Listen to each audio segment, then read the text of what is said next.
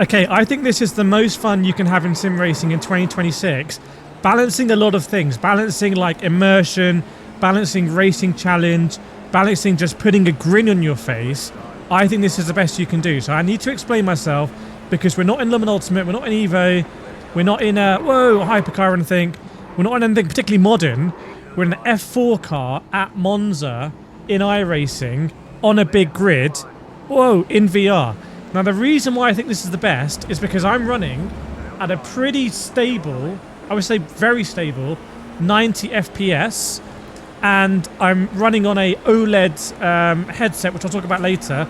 So I'm running in full OLED, solid 90, in an open wheel car where I can see my front left, I can see my front right. Oh my god, he's absolutely steamed in there. I can see my front wing if I need to. There's cars all around me, and you know the ultimate version of is doing this online, and I've had some great races here in this car online against real people. You can imagine if that's a real person, just like how exhilarating this is. Now I didn't want to, you know, ruin anyone else's race while making this video. So this is against AI, but the concept is still the same. As I look down the straight there and see like so many cars, I don't think iRacing gets any praise. I just saw the front.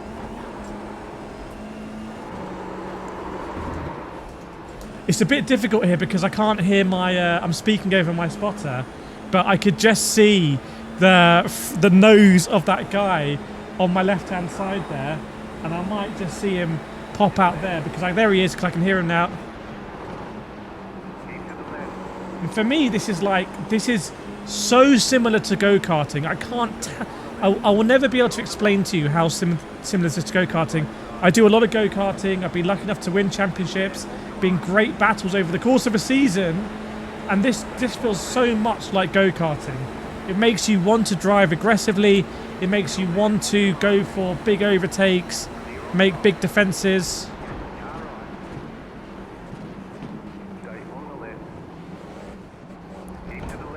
Oh, I think if I hadn't lifted there, that was going to be a bit of contact. I don't feel like I'm up against it here. I don't feel like I have an unfair handicap in the sense of if I was driving this car on a screen, I just wouldn't be able to judge that kind of stuff as easily. I wouldn't be able to look left and right as easily. As you can see in this.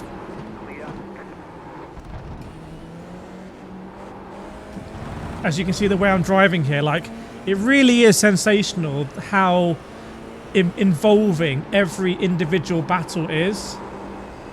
And it's not like that in every sim. It's not like that in every combination. And it has a sort of, I don't want to say arcade I'll say arcade. I don't mean arcade in the sense of this is not a sim. This is 100% a sim. It feels arcade in the sense of its high frame rate. It's powerful. Like, the sounds are, you know, it's almost like being in like in one of those like arcade machines where it's got speakers in the back of the chair and stuff like that. It's very three-dimensional when it comes to the sound as well. And that all contributes to it being a very, very, very involving, alive experience. I'm not sitting there passively, like leaning back in my chair. Like, I feel like I'm in this car. I feel like in a delusional way that I could drive this car in real life. Yes, there'd be G's to deal with.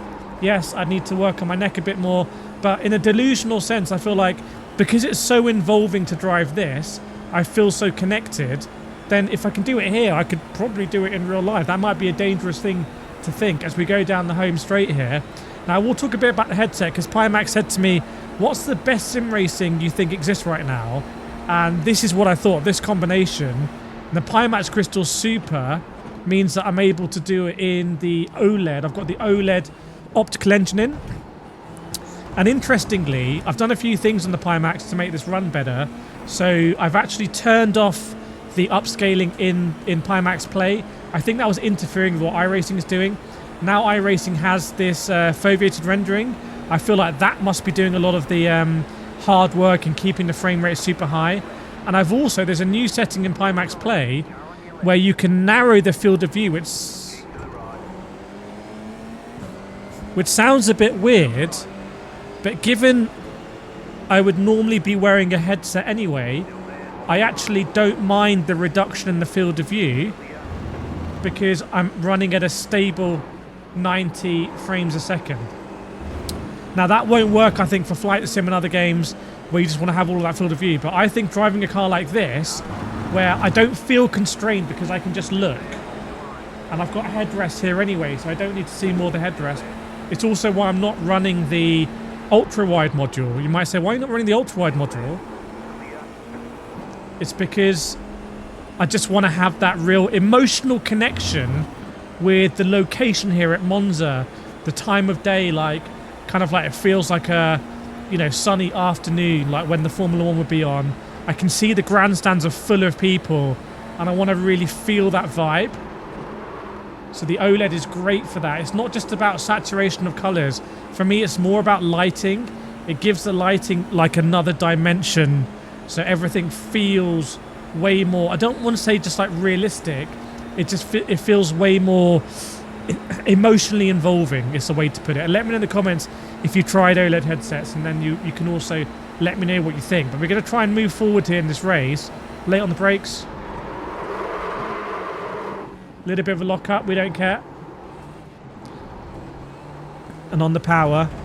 So again, yeah, I'm not driving a hypercar here. Like, I'm not driving even like a licensed car with, you know, big logos on it.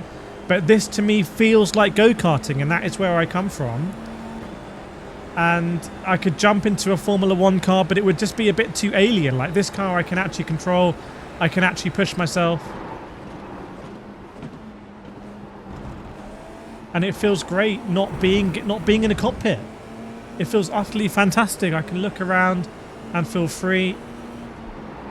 Pimax are doing a, I don't want to say an updated version of this, but they're doing a different form factor of OLED called the Dream Air, which I tried in Las Vegas. That's like this, but way smaller. So I think for a lot of people, if you can afford it, because these are not cheap headsets, but if you can afford it and you want like the ultimate thing you could just put on and have racing like this, worth looking at that Pimax Dream. I'll put all the links in in the description. As we hit the limiter here, we absolutely buzz it. This is the kind of sim racing where you're at your job in the day, you're working hard, obviously, all working diligently, but you're looking forward to racing that evening. That's what this gives you. It's not a passive experience. It's a really raw, authentic experience that is possible. Like, I'm running this on a 4090. It's a BC graphics card. It's not, I mean, with everything that's happened in the graphics card market, it's a bit crazy, but it's not the newest graphics card, which is a weird thing to say. But it is possible here. If you have a 4090, possibly, I guess, if you have a 5080, maybe, I don't know, 5070 Ti, I'm not sure. But here, I'm running at 90 FPS. You can see it. And I'm in the pack now. And again, I feel like I can get super close.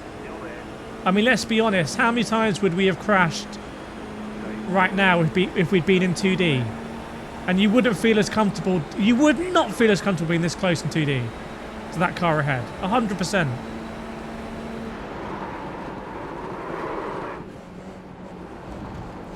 Oh, contact! Contact! Is there damage? Not on the front. How does the car feel? 0x contact there. That's my spotter, hasn't raised anything. And you see, I don't know if you feel like me, like I just want to get stuck into this next group now. Yes. Get a good exit, get stuck in, little bit of cam steer, slight bit on the exit.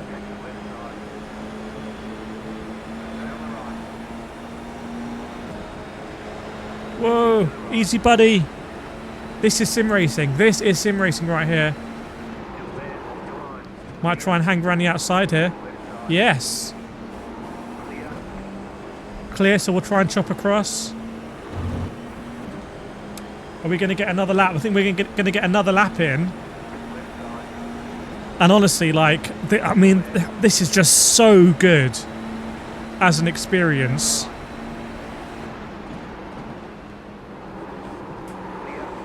Oh, you can kind of feel the traction.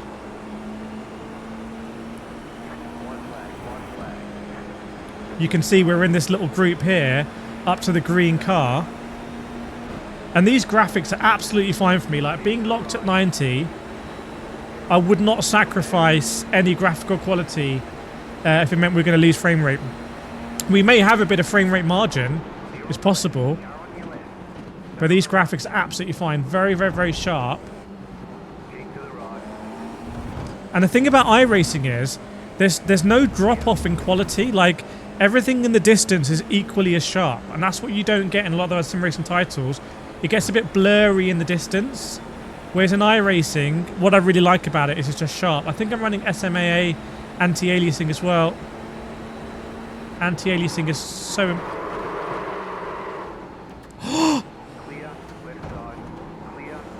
Oh my god, I don't know how we survived that. I have no idea how we survived that. I have no idea. Let me know in the comments what actually happened there.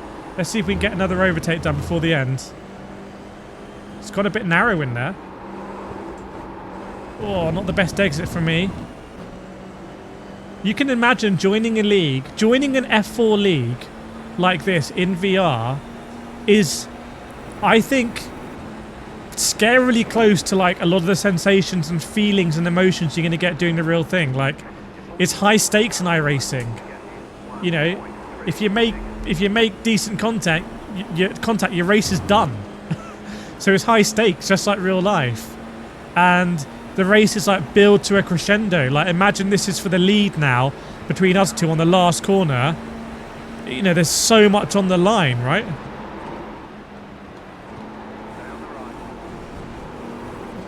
Come on! Come on! Come on, little car! Come on! Ah, didn't quite make it. So yeah, I think this is very, very, very hard to beat. But let me know in the comments if you think there's better sim racing than this right now, and I will see you in the next video.